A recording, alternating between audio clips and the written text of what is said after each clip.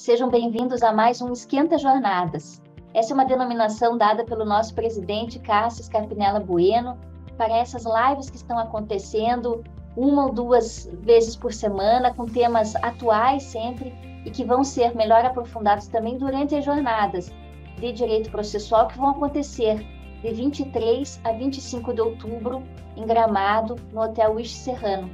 E ele, então, faz uma manifestação naquele processo, a gente nem chama de voto, mas é como se fosse um voto, né? Ele faz a manifestação ali, insere no sistema aquela manifestação e, a partir do momento em que ele insere no sistema, começa a contar um prazo para todos os demais ministros, num determinado momento, entrarem dentro daquele prazo e avaliar a manifestação do relator, dizer se concorda, não concorda, eventualmente fazer a própria manifestação.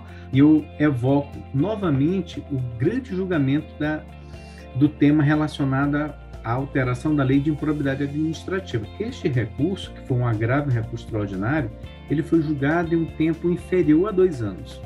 Então vejam que é uma tentativa de equilibrar os acervos da Corte. Depois a gente tem que fazer, lá nas jornadas, eu vou fazer uma pergunta de $1 milhão, que seria o parágrafo 3º do artigo 105, que traz aquela presunção, né, da relevância. Depois eu quero saber, a gente vou perguntar lá nas jornadas em off, nem que seja, pela experiência dos senhores, se esse rol do parágrafo 3º, qual é o prognóstico dele?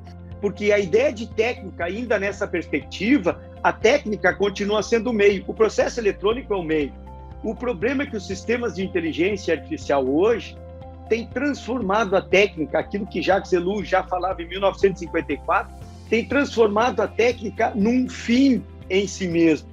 E isso é uma revolução brutal. O que me preocupa, e sempre com a devida vênia, né? Mas é muito bonito isso na perspectiva da revolução, entre outras questões que não vem ao caso. Mas, veja, a coisa no fundo vem dada, né? Quer dizer, a inteligência artificial é implementada como um dado. Aqui, como a professora Trícia falou, fazendo o paralelo com o indeferimento do cartão de crédito.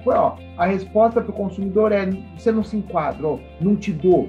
Né? Ou o exemplo da professora Cristiane lá do ponto de vista do dispenser do sabão, a resposta do consumidor: infelizmente, isso aqui não pensamos na sua pele. Olha que coisa horrorosa, né? Literalmente desumana. O estágio atual que a gente tem de desenvolvimento da tecnologia, ele tem que ser muito supervisionado, né? Porque a gente ainda não tem uma capacitação, um treinamento, uma especialização tão assim, vamos dizer assim, livre de falhas, né, a ponto que eu possa confiar totalmente numa inteligência artificial, né? Eu ainda tenho que ter esse canal. E me parece, assim, de certa medida, e quem sou eu para criticar, obviamente, o egrégio STJ e todos os ministros que ele compõem essa posição, mas eu certamente não consigo compreender como que um direito disponível, né, se eu posso alienar o meu bem, se eu posso onerá-lo, se eu posso doá-lo, né? Qual seria o problema? Imagina se eu resolvo amanhã ir morar lá na Alemanha e resolva, por exemplo, alienar o meu imóvel, o único que eu tenho, ou então que eu resolva doá-lo. Tudo isso só vem a ser visualizado no processo, ele só vem a ser visualizado no processo porque isso não pode ser feito sem o processo, regra geral, e a gente está discutindo atualmente em ebulição justamente isso, só pelo processo.